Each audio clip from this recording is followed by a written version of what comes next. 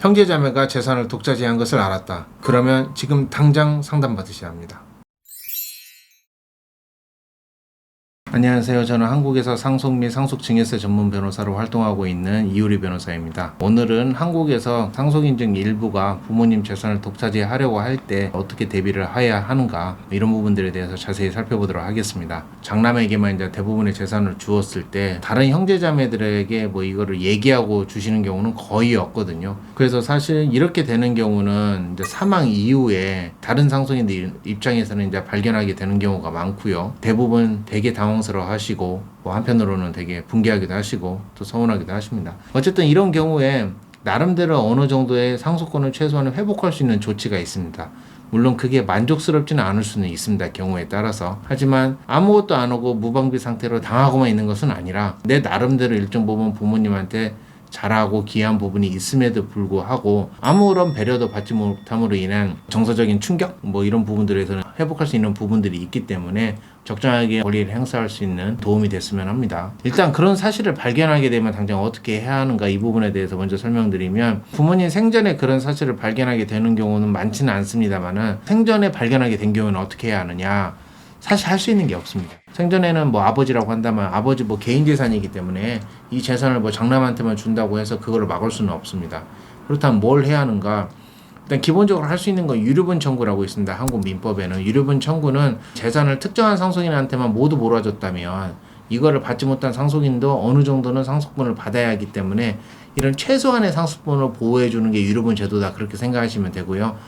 문제는 일정한 기간 내에 행사를 해야 하는데 반드시 부모님이 사망을 일단 하셔야 행사할 수가 있습니다. 생전에 독차지한 사실을 알게 된다면, 부모님 사망 사실을 알게 되면 그날로부터 1년 내에 이걸 청구를 해야 하기 때문에 일단 상담을 받아보시고 그 다음에 내가 뭘 대비해야 하는가를 파악을 해두시는 게 좋겠습니다. 두 번째로는 생전에 발견한 게 아니고 사망 이후에 이거를 발견한 것입니다. 생전에 부모님이 이제 장남에게만 이제 재산을 알리지 않고 줬는데 사망 이후에 장남이 아무런 얘기도 없고 하다가 부모님 집에 등기부를 우연한 사정에 의해서 떼보니까 이미 다 재산은 부모님한테 돼 있던지, 아니면 그때까지만 해도 분명히 부모님 집이었는데 사망 이후에 오빠 단독 명의로 싹 바꿔버린다든지 이런 것을 사망 이후에 알게 되는 경우가 많고 대단히 분개를 하시죠. 그럼 이런 경우에는 어떻게 해야 하느냐, 그 사실을 안 날로부터 1년 내에 청구를 해야 합니다. 기간적인 부분에서 아무런 꼬투리도 잡히지 않고 싶으시면은 사망일로부터 그냥 1년 내에 청구하는 게 맞기 때문에 증여를 안 날로부터 바로 유류분 청구나 이런 것들을 위해서 최선의 상속분을 행사할 수 있는 권리가 무엇인지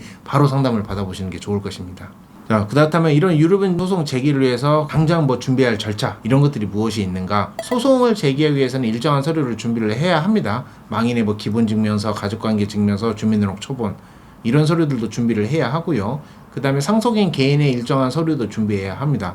하지만 만약에 미국 시민권자분들 같은 경우에 따라서 자기의 서류에 대해서는 공증도 받고 아포스트 인증까지 해야 할 수도 있습니다만, 사실 이런 서류들을 준비하는 것도 시간이 걸리고요. 거기 영사관까지 다녀오는 것도 사실 시간적으로 소요가 됩니다.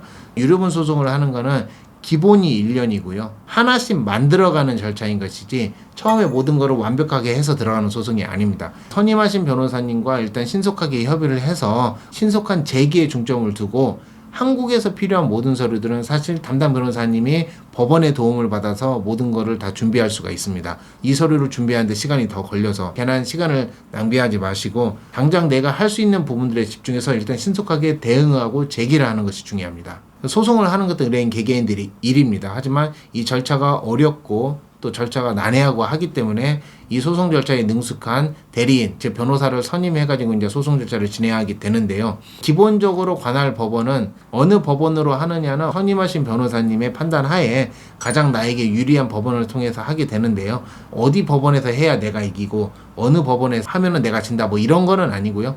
보통 소송 경제적으로 나한테 가까운 곳, 내가 선임한 변호사가 법원에 쉽게 왔다 갔다 할 수 있는 곳, 이런 부분들로 보통 선호해서 하기는 합니다. 소송 서류를 준비를 해야 한다면 종류만 해도 워낙 많습니다. 소장, 분할심판 청구서, 준비서면, 참고서면, 사실조회 신청서, 과세정보명령 제출신청서, 하나하나 일과하기에는 워낙 많습니다. 어쨌든 그래서 이 소송 과정에서 각자 필요한 서류들이 있습니다. 소장이라는 것을 제기를 한다는 것은 소송을 제기를 한다는 거고요.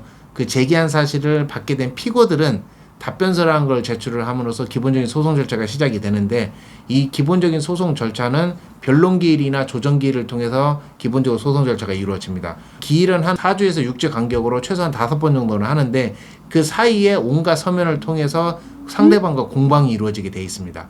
그 다음에 나한테 필요한 주장을 입증할 수 있는 어떤 근거 자료를 확보하기 위해서 법원의 도움이 필요하다면 사실조회, 기록인정등본, 촉탁신청, 감정신청, 과세정보문의 제출신청, 이런 다양한 증거신청을 해가지고 판사가 이 증거를 채택을 해주면 개인정보라고 하더라도 일정한 한도 내에서는 그 정보에 접근을 할 수가 있습니다. 예를 들어가지고 망인이 상대방한테 뭐 한 2억을 보냈는데 근거에 대해서 상대방이 누군지는 안 나오고 계좌 정보만 나온다. 그럼 그 은행에 그 계좌가 누구 것인지 조회를 해야 하는 것입니다. 이런 식으로 해가지고 상대방이 받아가는 것도 다 확보를 해보고요. 생전에 나 모르게 부동산을 준 게 있다면 망인이 보유했던 부동산 내역을 파악을 해가지고 등기부 등본이나 이런 걸 통해서 소유권 변동 내역을 확인을 해서 부동산을 증여한 것들, 이런 부분들도 하나씩 추적을 해가기도 합니다. 그러면 유류분 청구 소송을 한다면 기본적으로 내가 찾아올 수 있는 유류분은 얼마나 되는가? 뭐 예를 들어서 설명을 해본다면 아버지가 사망을 하셨고 모든 재산은 다 장남에 가져갔습니다. 그 다음에 딸 2명은 다 미국에 살고 있습니다. 그래서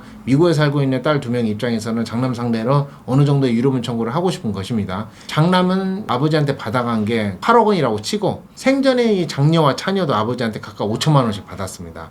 그렇게 된다면 차녀들이 이 상속권에서 가장 최소한으로 확보할 수 있는 재산이 얼마이냐, 그게 유류분인데 계산은 법정 상속분의 절반입니다. 그래서 자녀가 3명이기 때문에 법정 상속분은 3분의 1이지만 유류분은 6분의 1이 되고요. 그럼 유류분 기초재산에 이 유류분을 곱하게 됩니다.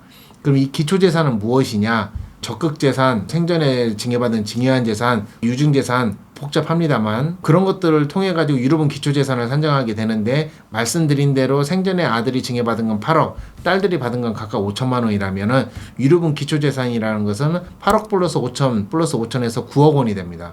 그럼 9억 원에 대해서 딸들의 유류분은 법정 상속분 3분의 1에 대한 절반인 6분의 1이 되고요. 그렇게 된다면 1억 5천만 원이 됩니다. 그러면 이 상속권에서는 딸들한테 최소한 보장된 건 1억 5천이라는 것입니다. 그러면 내야 1억 5천이 어떻게 되느냐? 내가 이미 증여받은 5천만 원이 있는 거고요. 그럼 1억 원이 남는 건 어디서 가져오느냐? 많은 걸 받은 장남한테 뺏어오는 겁니다. 그래서 장남한테 청구할 수 있는 거는 내 유류분은 1억 5천이지만 내가 받은 게 5천만 원이 있기 때문에 1억 원을 청구할 수 있는 것입니다. 이런 방식으로 계산을 하는데 보통의 오해하시는 부분들은 상대방이 많이 가져간 것만 생각하고 내가 받은 것은 보통 고려하지 않는 경우인데, 내가 받은 것은 반드시 빼야 합니다. 그래서 이런 부분들에서 좀 오해가 많으신데 이 부분까지 감안해서 유류분 소송 여부를 진행을 하셔야 할 겁니다. 유류분 청구하는 데는 일정한 시효가 있습니다. 앞서도 아까 말씀드렸듯이 시효 부분에서 나는 전혀 문제가 되지 않겠다 생각을 한다면 무조건 사망 후 1년 내에 제기하시면 됩니다. 그러면 청구 제소기간이나 이런 건 전혀 문제가 되지 않고요. 그런데 아버지가 먼저 사망을 하셨고 나는 뭐 미국에서 이민 온 지 20년이 넘었기 때문에 아버지 사망 이후 재산은 뭐 당연히 어머니한테 갔겠지 하는 생각이고 뭐 그렇게 별다른 생각을 하지 않고 살았던 것입니다. 그런데 뭐 아버지 사망 이후 한 7년 있다가 한국에 들어가서 뭐 어머니랑 얘기를 해보니까 집 명의가 장남으로 돼 있는 겁니다. 이런 경우에는 그럼 사망을 하고 1년이 지났기 때문에 못하는 것이냐? 그렇진 않습니다. 사망 이후에는 어쨌든 안날로부터 1년 내에는 하실 수는 있습니다. 그래서 사망 후로부터 7년이 지났다고 하더라도 정말 몰랐다면 안날로부터 1년 내에 제기할 수는 있습니다. 유류분 청구를 하면서 사전적으로 조치해야 할 필수적인 게 하나가 있습니다. 청구를 하면서 소송을 1년 반 동안 해서 이겼는데 중간에 재산을 다 빼돌리는 경우가 있는 겁니다. 그러면 사실 소송에서 이겨도 아무 돈도 받을 수가 없습니다. 유언이나 생전 증여로 받은 재산에 대해서 소송을 하기도 전에 쥐도 새도 모르게 가처분을 해놔야 합니다. 그 처분을 하지 못하도록 처분금지 가처분이라는 게 있습니다. 그게 딱 걸려 있으면 유류분 소송을 1년이나 1년 반 동안 하면서 소송 결과에 따라서 안전하게 내 권리를 보존할 수 있는 결과를 가져올 수 있게 됩니다. 단지 이제 유류분 청구뿐만이 중요한 게 아니고 이제 이 청구를 어떻게 할 것인가, 그 다음에 그 자금이나 이런 걸 어떻게 이제 받아올 것인가, 이런 것들은 이제 종합적으로 연구해서 이제 진행을 하는 게 중요하기 때문에 특히 해외 거주자 분들께서는 단지 유류분 청구 이외에도 그 이후의 과정까지 종합적으로 처리할 수 있는 그런 변호사들을 통해서 유류분 청구를 진행하시는 게 무엇보다 중요하다고 할 것입니다. 저희 더 스마트 상속에서는 말씀드린 그 유류분 청구 소송부터 반출이나 세금 처리 이런 모든 것들까지 일괄적으로 처리가 가능하시고요. 단연간의 경험과 다양한 노하우를 바탕으로 가액 산정이나 모든 것들을 가장 유리한 방으로 진행을 하는 것이 가능하고요. 단지 사건을 이기는 것만이 중요한 게 아니고 어떤 해외 거주자분들 입장에서 사건 이긴 후에 이 후속 처리를 또 어떻게 적정하게 진행할 것인가 이런 부분들까지 고려해서 사건을 진행해 드리고 있습니다. 오늘은 형제자매가 재산을 독차지하려고 할 때 이에 대해서 어떻게 대응을 해야 하는지에 대해서 자세히 살펴보았습니다. 본 영상에 대해서 좀 더 궁금한 점이 있으시면은 본 댓글로 궁금한 점을 남겨두시면 간단한 부분들은 저희가 댓글로 답변을 달아드리도록 하겠습니다. 좀 더 궁금하고 디테일한 사항이 필요하신다면은 역시 댓글에 남아있는 링크를 통해서 정식으로 상담 예약을 신청해 주시면 감사하겠습니다.